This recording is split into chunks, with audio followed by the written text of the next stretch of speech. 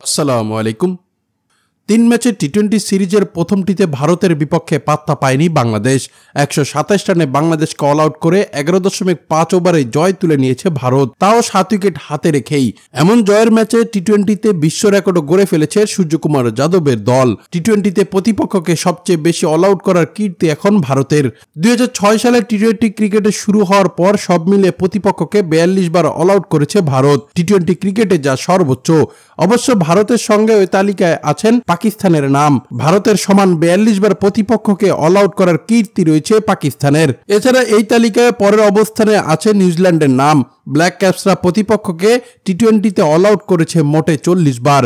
এরপরে আছে পূর্ব আফ্রিকার দেশ উগান্ডা, প্রতিপক্ষকে মোট 35 বার অল আউট করেছে তারা।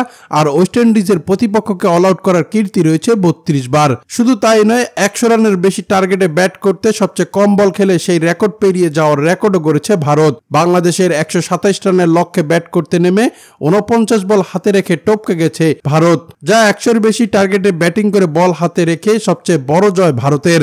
বল হাতে রাখার বিবেচনায় এর আগে ভারতের সবচেয়ে বড় জয় ছিল 2016 সালে জিম্বাবুয়ের বিপক্ষে।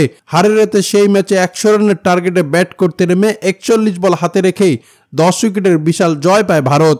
তবে গতকাল সেটা বাংলাদেশের বিপক্ষে 49 বল থাকায় সেই রেকর্ডটিও ভেঙে দিল সূর্যকুমার যাদবের দল। তাই তো এক টুইট বার্তায় ভারতকে প্রশংসায় ভাসিয়েছেন শহীদ আফ্রিদি। জানান, ভারত আসলে বিশ্ব চ্যাম্পিয়ন, তারা বিশ্ব চ্যাম্পিয়নের মতোই খেলেছে। তাছাড়া পাকিস্তানের পাশেই ভারতের এই কীর্তির সমান অধিকার দাবি আদায় করলেন আফ্রিদি। তবে সবকিছু ছাপিয়ে বাংলাদেশের বিপক্ষে 3 ম্যাচে টি-20 সিরিজে 1-0-তে এগিয়ে রইল ভারত। আগামী 9 সেপ্টেম্বর হবে দ্বিতীয় টি-20 ম্যাচ।